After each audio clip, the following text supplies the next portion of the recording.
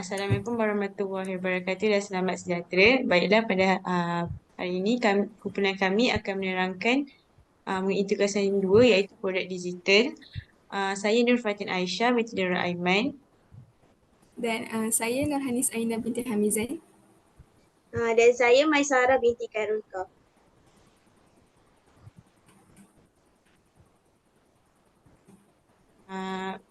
Laporan yang telah kami pilih ialah laporan Aminuddin Baki 1964. Kami akan menerangkan mengenai kesan laporan Aminuddin Baki terhadap falsafah pendidikan kebangsaan dan juga falsafah pendidikan guru. Okey. Jadi sebelum kita menganalisis dengan lebih lanjut, saya akan menerangkan sedikit tentang biodata Aminuddin Baki ini.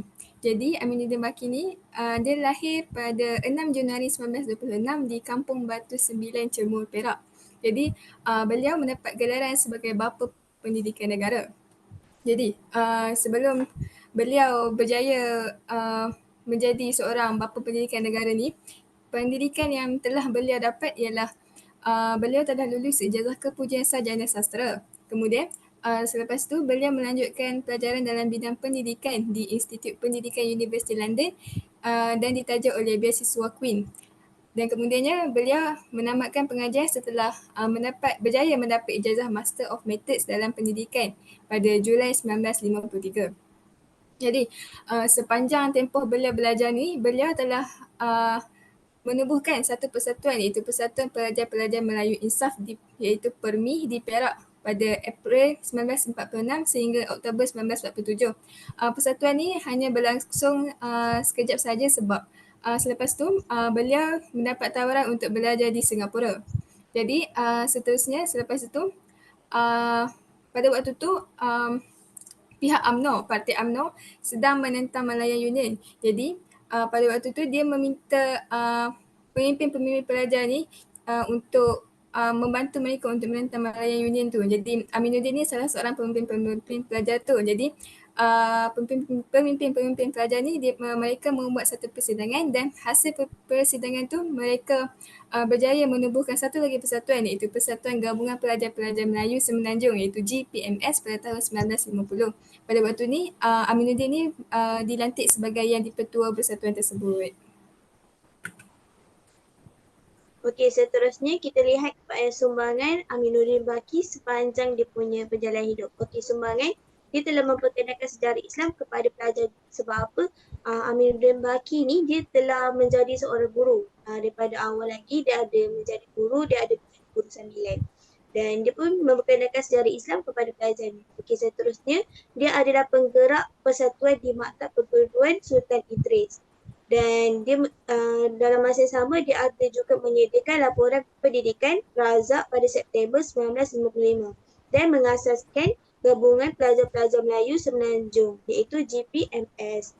Seterusnya Aminuddin Baki ni dia telah mewujudkan peperiksaan sijil rendah pelajaran iaitu SRP, sijil pelajaran Malaysia SPM dan sijil tinggi pelajaran Malaysia iaitu STPM. Dan beliau juga telah menubuhkan Lembaga Peperiksaan Malaysia pada 1963. Baiklah, seterusnya terdapat 3 tujuan laporan Aminuddin Baki 1964 dibentuk. Baiklah, yang pertama iaitu sebagai usaha untuk melahirkan insan yang berakhlak dan berilmu, seimbang dan juga harmonis yang boleh mencapai kesejahteraan diri dan juga lain-lain.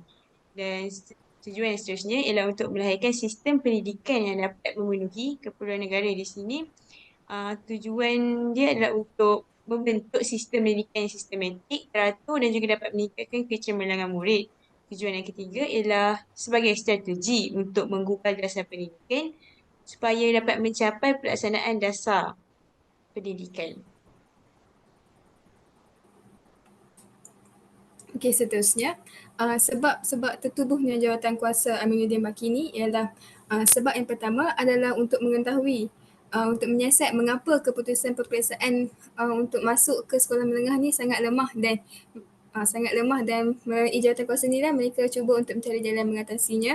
Sebab yang kedua ialah untuk menyiasat mengapa bilangan murid-murid sekolah kebangsaan yang masuk peperiksaan sekolah menengah ni sangat sedikit. Jadi masalah ni berjaya untuk mendapat puncanya. Puncanya ialah kerana para pelajar sekolah ni dia tidak mampu untuk menjawab peperiksaan disebabkan kemampuan yang tidak kukuh.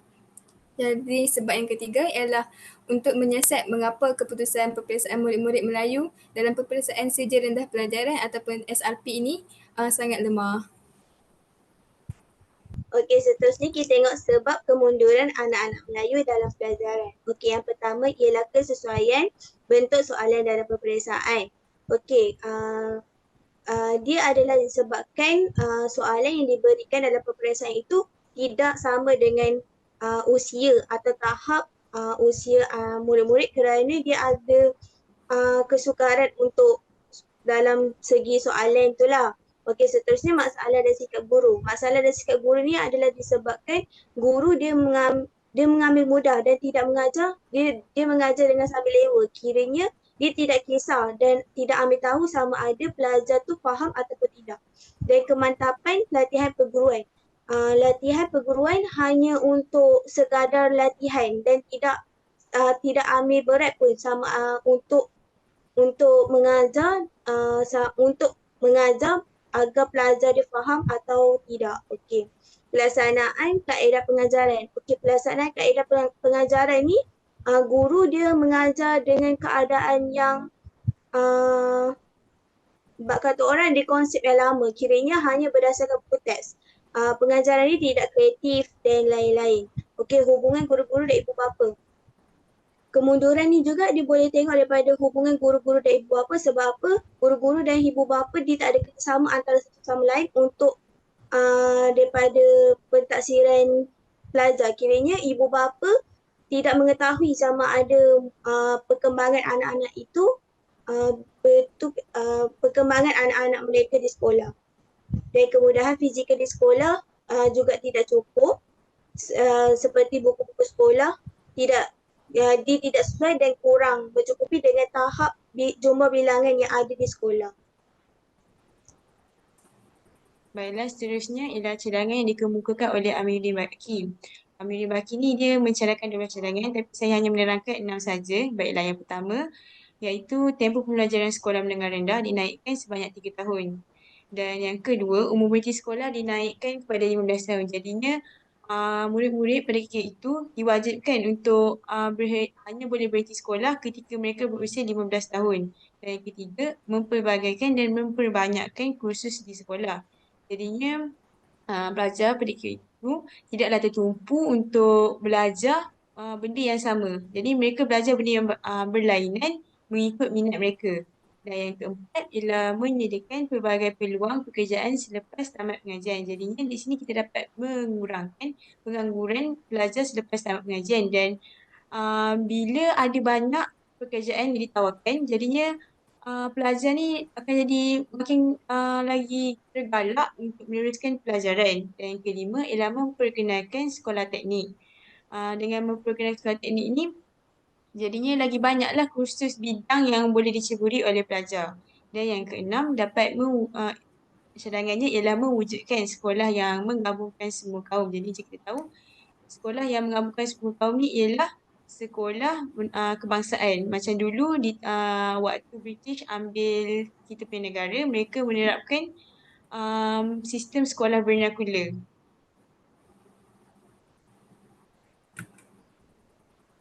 Okey, seterusnya kita masuk sedikit ke falsafah pendidikan kebangsaan dan juga falsafah pendidikan guru. Baiklah, falsafah pendidikan kebangsaan. Sebelum ni, falsafah pendidikan kebangsaan ni dikenali sebagai falsafah pendidikan negara. Tapi selepas Akta Pendidikan tu dia digubal pada tahun 1996, falsafah pendidikan negara ni ditukar nama kepada falsafah pendidikan kebangsaan yang digunakan pakai sekarang.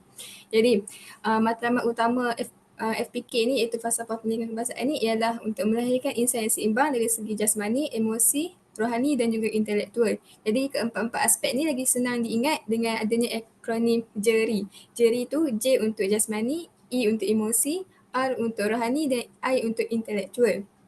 Jadi, usaha ini dilakukan bagi melahirkan rakyat Malaysia yang berilmu pengetahuan, berketerampilan, berakhlak mulia, bertanggungjawab dan juga berkeupayaan dalam mencapai kesejahteraan diri serta memberi sumbangan terhadap keharmonian dan kemakmuran masyarakat dan negara. Jadi, idea penggubalan falsafah pendidikan kebangsaan ni dia mula tercetus setelah laporan Jawatankuasa Kabinet ni dia mula diterbitkan. Laporan Jawatankuasa Kabinet ni dia mengkaji pelaksanaan dasar kebangsaan berdasarkan dokumen-dokumen dasar yang berlandaskan tiga ideologi negara, iaitu ideologi yang pertama ialah rukun negara, yang kedua ialah dasar ekonomi baru rancangan Malaysia ketiga, dan yang ketiga ialah dasar pendidikan kebangsaan 1999. FPK ini juga dia menggariskan segala pemikiran, istilah dan juga prinsip yang berkaitan dengan pendidikan negara untuk menjadi suatu entiti yang jelas dan juga logik. Seterusnya ialah falsafah pendidikan guru iaitu FPG. Okey, FPG ni dia telah digubal berdasarkan falsafah pendidikan kebangsaan iaitu FPK. Okey, dia ditubuhkan untuk melahirkan guru yang berpekerti mulia, berpandangan positif dan saintifik, bersedia menjunjung aspirasi negara serta menyanjung warisan kebudayaan negara bagi menjamin perkembangan individu dan memelihara suatu masyarakat yang bersatu padu, demokratik, progresif dan berdisiplin. Okey, FPG ni juga dia ada matlamat utama iaitu dia untuk melahirkan guru yang profesional, tinggi daya tahan, beretika, berfikiran kreatif dalam sesi pengajaran dan pembelajaran, mengamalkan nilai-nilai murni, mempunyai kemahiran yang diperlukan dan berpengetahuan dalam teknologi. Seterusnya, kami akan menerangkan implikasi laporan Amiruddin Baki 1964 terhadap falsafah pendidikan kebangsaan. Yang pertama ialah implikasinya ialah bentuk soalan peperiksaan telah disesuaikan dengan tahap murid. Amiruddin ni Baki ada memberi kenyataan yang bentuk soalan yang dihasilkan tidak sesuai dengan kehendak semasa. Dan ketika itu terdapatnya kekurangan bahan bacaan yang menyebabkan murid ni sukar untuk mengulang kaji pelajaran. Dan ketiga, beliau juga menyatakan bahawa isi kandungan yang tinggi dan tidak sesuai dengan kecerdasan murid terdapat dalam bahan pengajaran. Jadinya, implikasinya ialah soalan peperiksaan telah mengikut silibus pembelajaran. Dan kedua, terdapatnya soalan terbuka iaitu memberi pandangan murid mengenai sebuah situasi yang diberikan dan tertutup, iaitu contohnya macam menyatakan jawapan pendek macam ya atau tidak. Jadinya dia dapat meningkatkan kreativitas pemikiran kognitif murid untuk fikir luar kotak. Dan seterusnya ialah pembahagian soalan objektif dan subjektif. Jadi di sini kita dapat tengok maksudnya soalan yang disediakan tu ada dua bahagian iaitu objektif yang dibulat-bulat ataupun subjektif yang murid perlu tulis jawapan. Yang ketiga, yang seterusnya, soalan tiga aras pemikiran itu rendah, sederhana dan juga tinggi. Jadinya, tiga aras soalan ni dihasilkan supaya dapat menguji tahap kecerdasan murid. Jadi kita dapat tengoklah murid mana yang aras pemikirannya berada di tahap rendah, sama ada berada di tahap rendah, sederhana ataupun tinggi. Okey, implikasi yang seterusnya ialah peningkatan tempoh belajar. Jadi, berdasarkan matlamat yang ada dalam falsafah pendidikan kebangsaan ni, pendidikan ni merupakan satu usaha berterusan untuk melahirkan individu yang berilmu dan juga berpengetahuan tinggi. Jadi, bila kita lihat secara logiknya, semakin bertambah tempoh belajar tu, jadi semakin banyaklah ilmu pengetahuan yang akan kita peroleh. Jadi, pendidikan ni kalau kita tengok balik elemen yang terdapat dalam falsafah pendidikan kebangsaan ni iaitu pendidikan ni berlaku sepanjang hayat. Jadi bila kita tengok pendidikan ni sepatutnya berlaku, dia tak semestinya berlaku kat sekolah je. Pendidikan ni dia berlaku sejak daripada kita bayi lagi. Contohnya macam kita tahu macam kita belajar macam mana kita nak berjalan, macam mana kita nak makan apa semuanya. Dan pendidikan ni dia akan berakhir bila riwayat hidup seseorang tu juga berakhir. Jadi oleh sebab tu Amiruddin Baki ni dia mencadangkan supaya umur berhenti sekolah tu dinaikkan pada jadi umur 15 tahun. Tapi kalau kita lihat masa sekarang ni, umur berhenti sekolah ni kerajaan kita dia dah cari inisiatif baru iaitu dinaikkan lagi umur berhenti sekolah ni iaitu pada umur 17 tahun sebab bila dia umur 17 tahun ni pemikiran pelajar tu dia jadi lebih matang. Dan pada waktu tu lah dia boleh dapat membezakan perkara yang baik dan buruk. Jadi dia bolehlah bawa diri dia tu ke arah mana selepas dia dah habis tamat sekolah nanti. Jadi kalau dia berhenti sekolah terlalu awal, mungkin pemikiran dia kurang matang dan dia mungkin tidak bersedia dari segi mental untuk menghadapi cabaran-cabaran yang bakal dihadapi di luar sekolah nanti. Okey, seterusnya ialah kepelbagaian jenis kursus. Okey, pelbagaian jenis kursus dia adalah bertujuan untuk keperluan bagi menyediakan pendidikan beraneka jurusan. Kiranya kalau di sekolah hanya ada beberapa jurusan yang menumpukan kepada akademik sahaja. Tak ada kemahiran dan tak ada dia punya jurusan lain lah untuk meningkatkan kemahiran seorang murid. Okey, dia juga adalah untuk mewujudkan model insan yang berkualiti dan mahir dalam pelbagai bidang. Maksudnya untuk jenis kursus-kursus yang lain ni dia adalah untuk melahirkan masyarakat yang berkualiti dan mahir dalam pelbagai bidang. Kita ada pelbagai bidang iaitu contohnya pertanian, pertukangan dan lain-lain. Okey, kemahiran jenis kursus ni dia akan melahirkan kemahiran murid. Ya, jadi kemahiran ni dia adalah penting untuk keperluan industri. Okey, terdapat dua sekolah yang memperkenalkan pelbagai jenis kursus atau bidang iaitu sekolah teknik dan sekolah vocational. Okey, sekolah teknik ni dia menawarkan kursus bidang teknikal iaitu dengan mengkaji sawat, binaan, bangunan, perdagangan dan sains pertanian.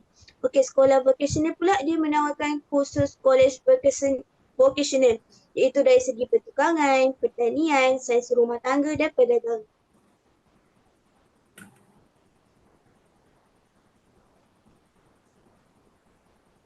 Seterusnya ialah implikasinya ialah penubuhan sekolah jenis kebangsaan.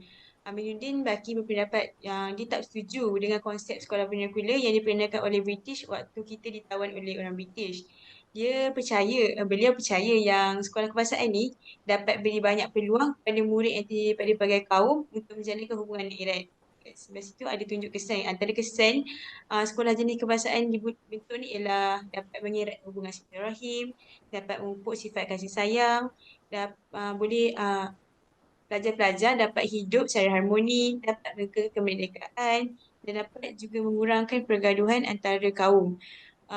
Penubuhan sekolah jenis kebangsaan ni dia berkait rapat dengan falsafah pendidikan kebangsaan sebab dapat mewujudkan insan yang seimbang dan juga harmonis. Maksudnya dapat wujudkan pelajar yang tidak hanya bergaul dengan kaum sendiri tapi dapat juga bergaul dengan kaum lain dan dapat hidup sekali secara harmonis.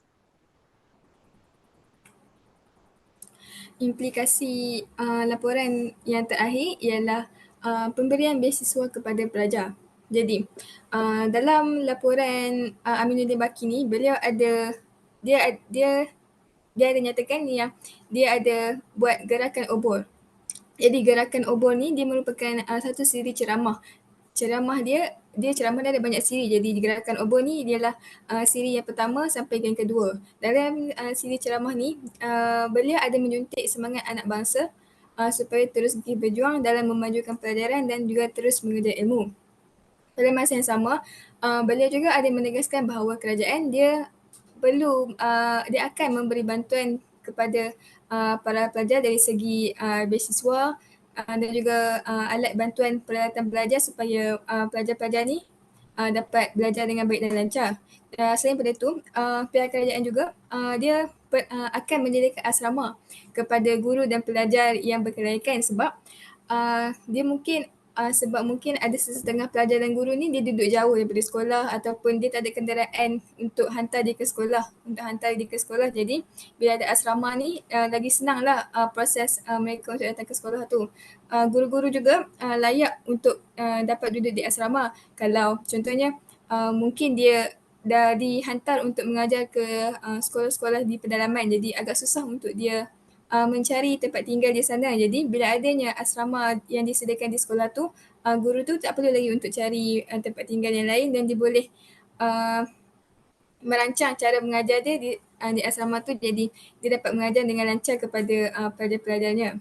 Jadi bila pelajar-pelajar ni dapat belajar dengan baik, jadi kandungan FPK tu iaitu untuk memperoleh ilmu pengetahuan yang tinggi tu dapat dicapai.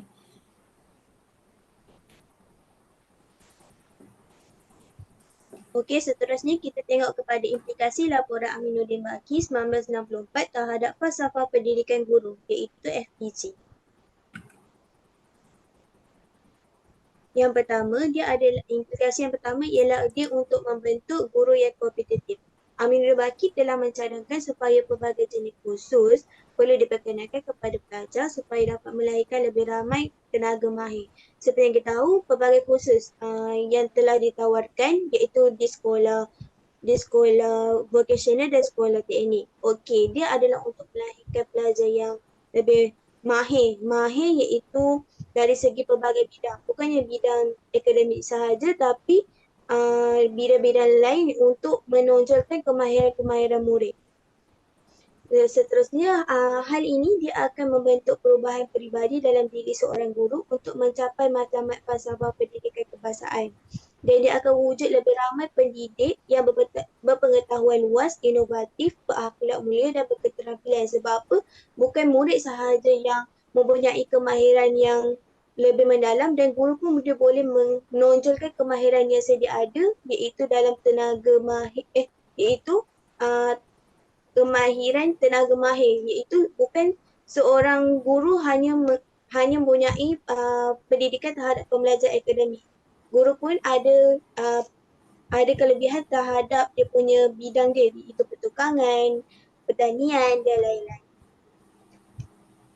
Baiklah, implikasi yang terakhir bagi FPZ ialah pelaksanaan kaedah pengajaran dan pembelajaran yang pelbagai. Menurut Aminuddin Baki, masalah yang dihadapi oleh murid ini ialah bahan bacaan tidak mencukupi, isi kandungan buku yang terlalu tinggi untuk kecerdasan murid, dan masalah ini masalah yang terdapat tadi dapat diselesaikan jika guru ni dapat berkongsi bahan bacaan secara atau talian kepada pelajar yang berkemampuan. Bahan bacaan itu hendaklah disusun mengikut silibus. Antara cara lain ialah penggunaan bahan bantu mengajar 3D demi unsur teknologi seperti augmented reality ataupun kita dikenali sebagai AR, dan virtual reality ataupun kita kenali sebagai VR juga dapat membantu dalam meningkatkan tahap pemahaman murid. Sesi pembelajaran dua hala ini juga dapat diwujudkan. Dari sini terdapatlah antara contoh pelaksanaan kaedah pengajaran yang boleh dilakukan oleh guru bagi digunakan untuk mengajar murid.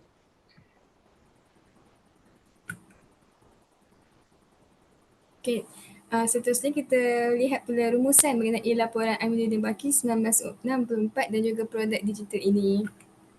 Okey, jadi menurut saya, pada pendapat saya, sistem pendidikan yang ada di negara kita ini perlu diperbaharui dari semasa ke semasa supaya ianya bersesuaian dengan keadaan masa kini. Masa hadapan murid ni semuanya bergantung kepada cara bagaimana mereka dididik. Oleh itu, ianya menjadi tanggungjawab semua rakyat Malaysia, terutamanya pihak ibu bapa dan guru untuk membentuk pemikiran dan peribadi murid yang cemerlang. Daripada laporan Aminuddin Baki 1964 ni, laporan ni sedikit sebanyak telah memberi banyak jasa kepada negara untuk mewujudkan sistem pendidikan yang berkualiti dan berketepatan dengan falsafah pendidikan kebangsaan FPK.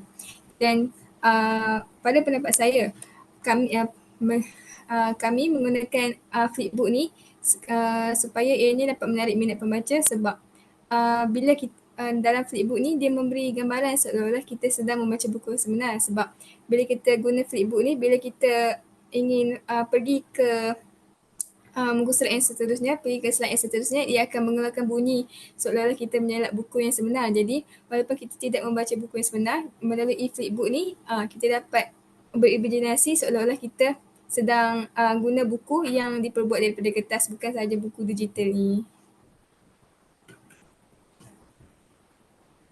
Pada pendapat saya pula, melalui laporan Aminuddin Baki, kita dapat melihat perkara yang perlu diubah suai, ditambah baik, diteruskan dan dikurangkan dalam sistem pendidikan di negara kita agar ia bersesuaian dengan perkembangan zaman yang semakin lama semakin maju.